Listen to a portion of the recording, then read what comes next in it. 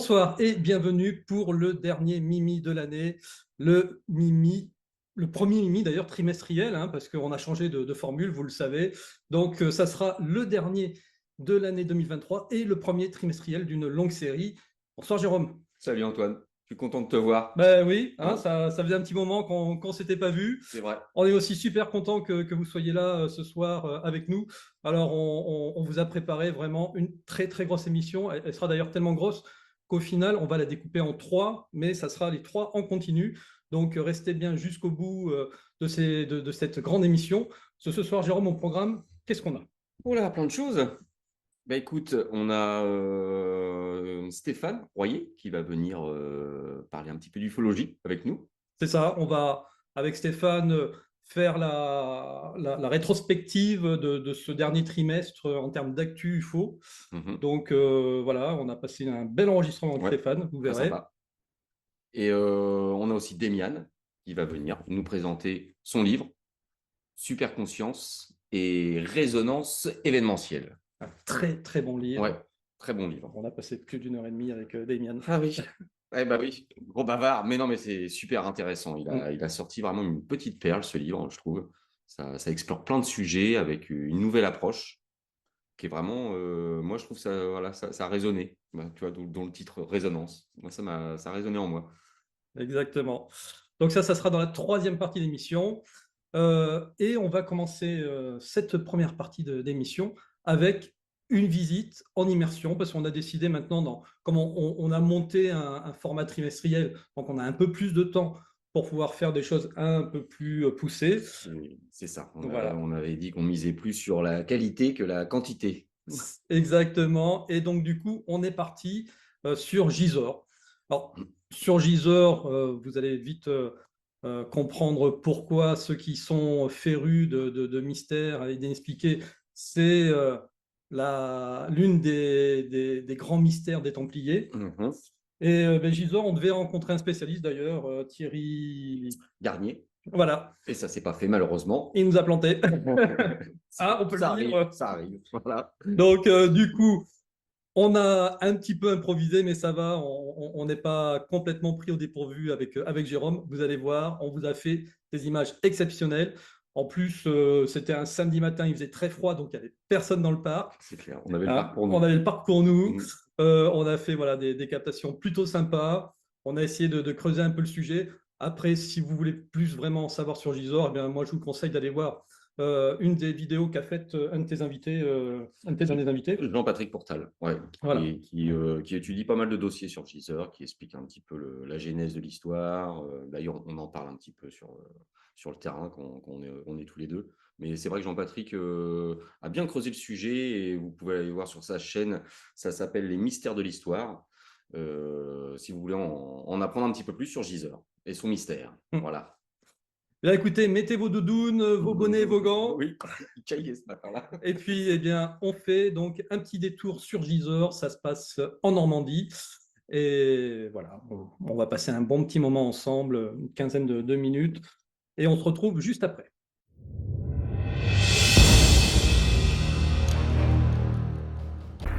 Nous voici ce matin de bonne heure et de bonne humeur avec mon ami Antoine au château de Gisors.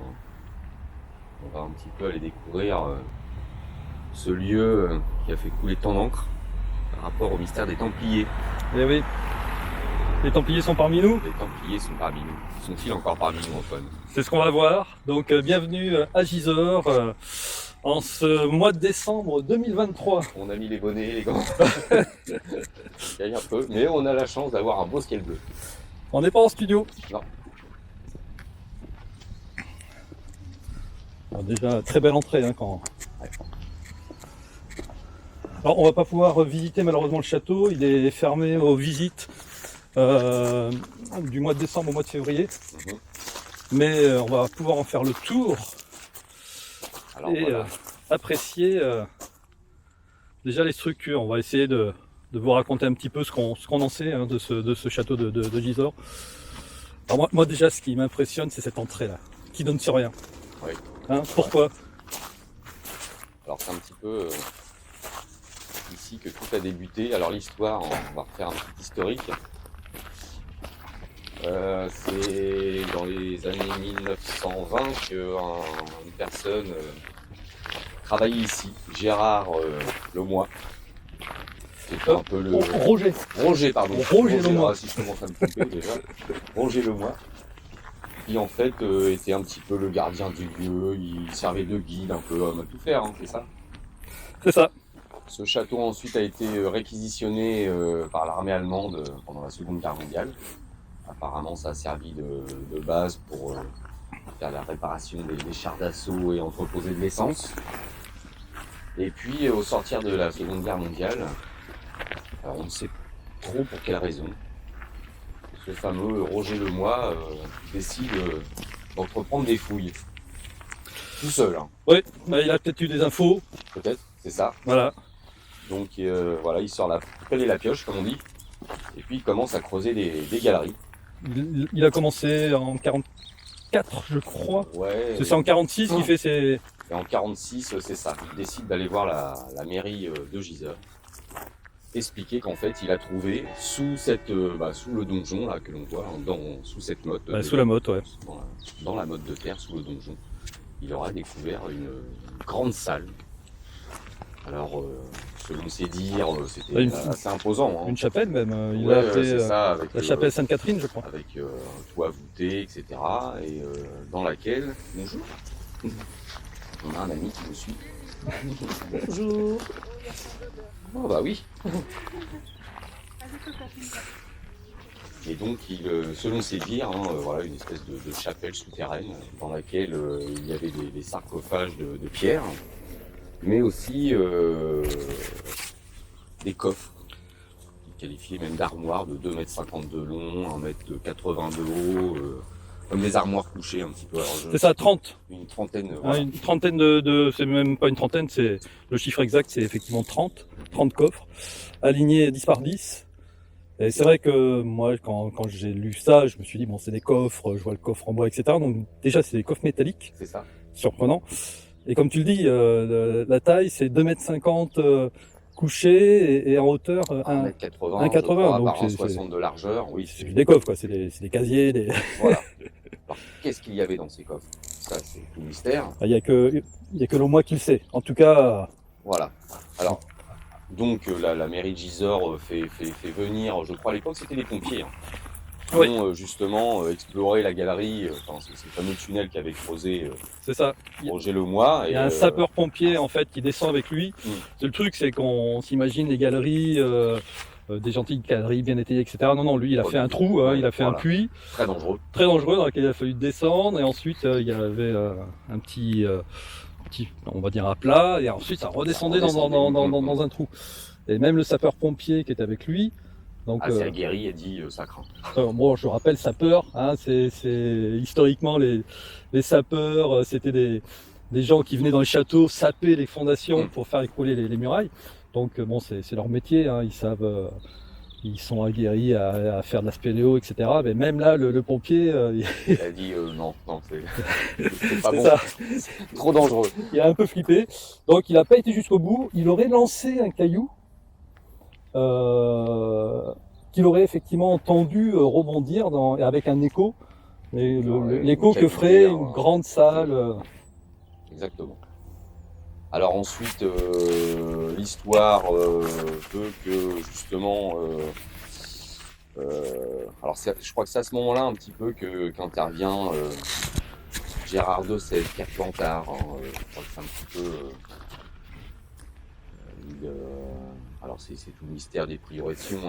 Alors Patrick Pascal nous explique. Ce que j'en ai compris effectivement, c'est que notre Roger Lemoy. Bon déjà il faisait les trous de façon discrète, c'est-à-dire que même son épouse savait pas qu'il faisait des trous. Il a limite plus peur de sa femme que d'être chopé. Une fois que le maire a décidé de tout reboucher parce que c'est trop dangereux, etc.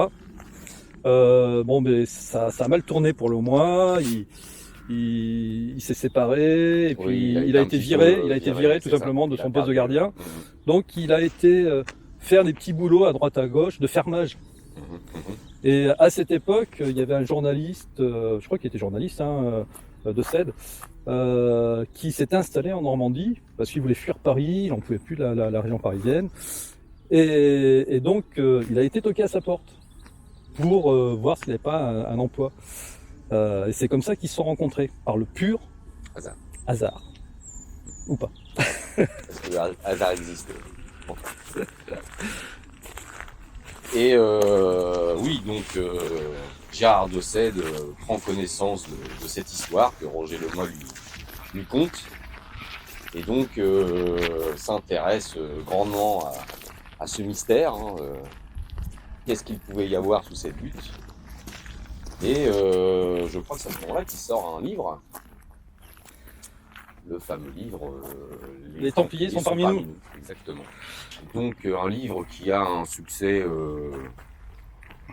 Bah, si, un vrai succès, Un vrai dans succès. le milieu ésotérique, et qui a déclenché beaucoup de choses pour tous les chercheurs de mystère. On vous rappelle, hein, c'est 1962 le livre. Les années 60, il n'y avait pas Internet, hein, les enfants. C'est ça. Donc si vous vouliez avoir des infos, c'était dans des bouquins, les bibliothèques, et il fallait voilà, aller dans des librairies un peu ésotériques spécialisées. Et donc oui, le livre a fait du retentissement. Surtout que Gérard de Sède a fait une relation avec Rennes le Château. Ça, c'est un petit peu plus tard, oui. Mais Dans le livre, déjà, je crois qu'ils en parlent un petit peu. Je crois, mais il y a très longtemps que j'ai lu. Donc cette histoire vient aux oreilles en fait des autorités de l'époque, notamment des autorités en charge de tout ce qui est fouilles archéologiques en France. Et d'ailleurs, c'est sous le ministre, c'est Malraux, André Malraux. André Malraux, qui décide d'aller vérifier cette histoire. Et donc, officiellement, des nouvelles fouilles sont entreprises dans cette butte, ce donjon. Alors, je crois qu'il y a eu 2 sessions de fouilles qui, au dire de l'État de l'époque, n'ont rien donné. Ils n'ont rien découvert. Donc, circuler, il n'y a rien à voir. On ferme le dossier. Tout ça était une affabulation de Roger Lemoine. Et voilà. Il n'y a pas eu de suite à tout ça. Alors, sachant que, vous le savez comment ça se passe, logiquement, dès qu'on est sur des fouilles historiques, c'est le corps des archéologues qui est censé intervenir et faire les recherches. Ces recherches sont relativement longues en général, hein, ça peut prendre plusieurs années. Donc là, non, bizarrement, Malraux, il a décidé de faire intervenir l'armée. C'est ça. Sur des fouilles qui ont duré 3 mois. Voilà. Donc le site a été on va dire, à ce moment-là, pris par l'armée, donc terrain militaire, donc interdit à toute personne externe. Et donc pendant 3 mois, eh bien, une douzaine de militaires qui ont été triés un petit peu sur le volet, je pense, sont restés sur ce lieu. Alors les habitants de Gisors expliquaient, ont témoigné qu'il y avait souvent des convois de camions qui rentraient, qui sortaient, qui rentraient, qui sortaient. Tout le mystère est là. Est-ce qu'en fait ils étaient... Il déblayait les gravats, c'est tout. Oui, Jérôme, qu'est-ce que tu vas chercher? mais c'est très intéressant, c'est l'histoire qu'explique Jean-Patrick Courtal justement dans ses vidéos. En fait, on était au sortir de la Seconde Guerre mondiale, hein, les caisses de l'État étaient vides. Et s'ils avaient pris connaissance qu'il y avait réellement un trésor de monnaie sonnante et trébuchante, comme on dit, eh bien, ils ont envoyé l'armée pour aller chercher tout ça. Ouais. Et là, c'est l'entrée des caves souterraines. On peut y rentrer, hein, malheureusement. Alors, je vais vous faire voir juste parce que alors, c'est visitable avec des guides officiels. Voilà. Donc, Jérôme essaie de dégainer sa belle perche. Mais malheureusement, comme tu dis Antoine, voilà, et comme l'explique le panneau, accès interdit en dehors des visites guidées. Et en plus, le site est fermé de décembre à février, c'est ça? C'est ça. On est tombé pile poil au moment où c'est fermé. On reviendra peut-être cet été, hein, on verra, au printemps. Bon, en tout cas, on n'est pas envahi par les touristes, c'est bien. Non, c'est ça, on est tranquille. On est tranquille. Et par contre, dessous, alors je vous mettrai des petites images au montage, hein. Dessous, c'est incroyable, c'est un vrai labyrinthe, c'est très beau d'ailleurs, hein, la façon dont ils l'ont aménagé, c'est à voir, pas être claustrophobe bien sûr, mais on y circule et le dessous va assez loin parce qu'il y avait des halles à un moment donné ici dans les années, alors, je sais plus exactement, bon, on va Oui, dire donc, milieu du XXe siècle. Et les halles entreposaient les denrées alimentaires dans les caves. d'accord, donc Voilà. c'est assez grand, quoi. C'est assez grand. Voilà. Et tu parlais de Portal. Mhm. Donc, émission hein, qu'on on vous invite à regarder sur sa chaîne. Il nous révèle aussi une autre cavité. Donc, on vous a parlé de la chapelle découverte par Roger Laumois, la chapelle Sainte-Catherine, en tout cas, c'est comme ça qu'il l'a appelée. Il n'y a que lui qui l'a vue, encore une fois. Oui. Ou peut-être les militaires aussi. Ou peut-être les militaires, voilà. Et, mais il y aurait une autre cavité. Oui, Un cube. plus petit, 4 mètres par 4 mètres par 4 mètres. C'est ça. C'est étrange, quoi. Ça, pour le coup, autant l'histoire d'une chapelle sous une fortification. Bon, on sait qu'il y en a, on sait que sous Paris, il y a une chapelle dédiée à Isis, hein, par exemple. Voilà, dans des grandes villes, on retrouve ce genre de choses. Mais pourquoi une salle cubique? On y met quoi dans une salle cubique? Je sais pas, j'ai pas de réponse. Bah non, qu'est-ce qu'il y avait aussi dans cette salle? Voilà. Donc voilà, toute cette histoire, tout ce mystère qui plane autour de ce lieu. On voulait aller voir avec Antoine. Et c'est dommage qu'on ne puisse pas accéder là-haut au donjon, mais on y retournera. Ah, le bâtiment est magnifique. Ouais. Et donc c'est pareil, oui, cette immense porte là qui donne sur le vide devant. Pourquoi? Comment c'était Puis on n'a pas d'explication de l'historien. Hein, voilà, ça donne sur le vide. Bon. Après, il y avait pas mal de. Les remparts sont assez. Bon, alors sont en pleine restauration, à ce que je vois. Hein. Ouais. Des échafaudages partout. Hein. Non, l'enceinte est super et en fait, il y avait des invasions qui venaient du nord. Donc là, on doit être plein nord. Les remparts servaient à retenir cette invasion. Et alors, ce qui est très chouette aussi, quand vous montez complètement en haut de la tour, du haut de cette tour là-haut, vous pouvez voir sur plusieurs dizaines de kilomètres, voire cinquantaines de kilomètres aux environs. Et la légende dit que on pourrait même voir Paris, Montmartre, la butte de Montmartre, depuis le haut de cette tour.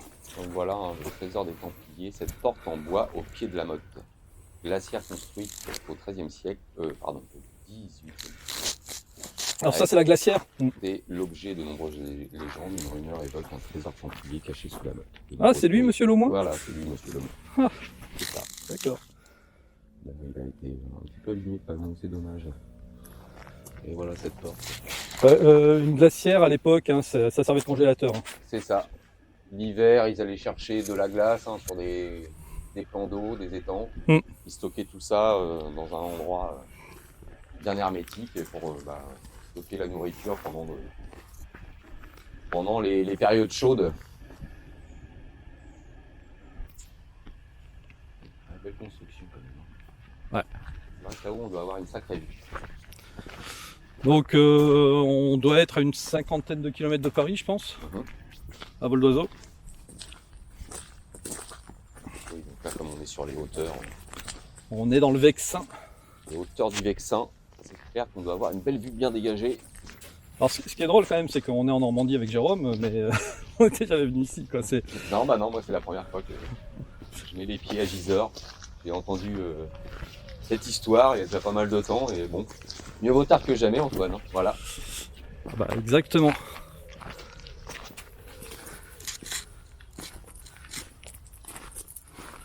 On vous laisse admirer. Le parc est sympa. Bon alors, trésor des Templiers ou pas trésor des Templiers alors? Alors c'est là où il y a ce lien avec Rennes-le-Château justement. On voit un petit peu la même histoire avec notre cher abbé Saunière hein, qui aurait pu être un Roger Laumois en herbe. de l'Aude. De l'Aude. Il aurait peut-être aussi mis la main sur un trésor. Voilà.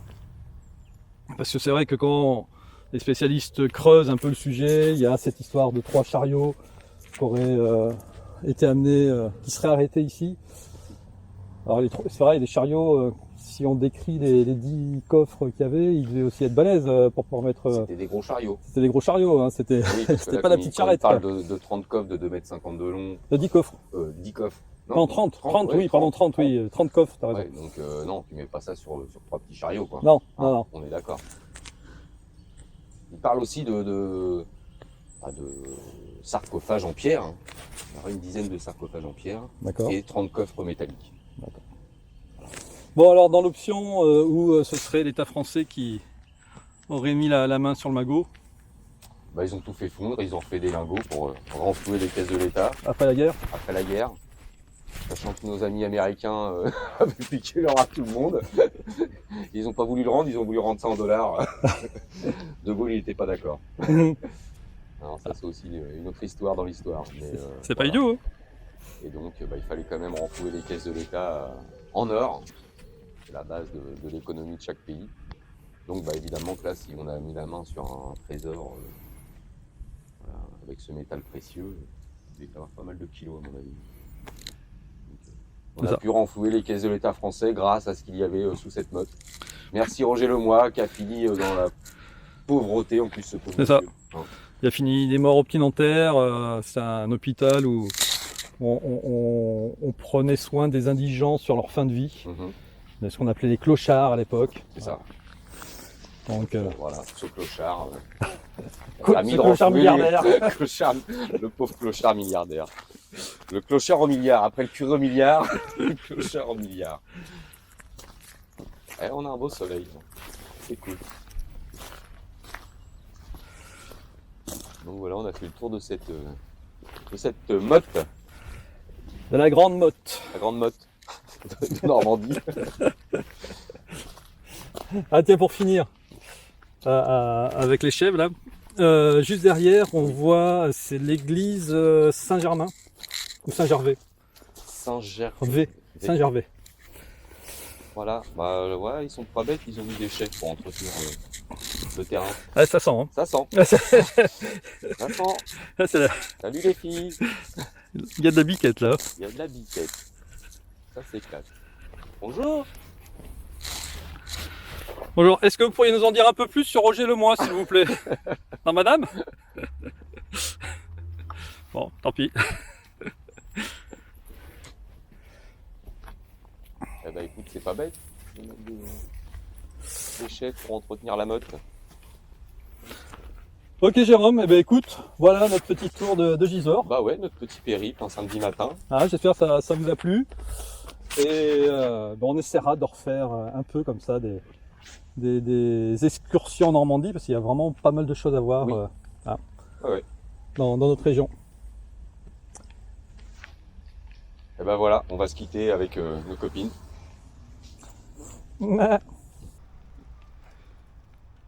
Voilà, donc on vous l'avait promis, une belle petite balade. Les pigeons, on a eu peur. Hein. Ah ouais, moi j'ai eu peur pour ton drone.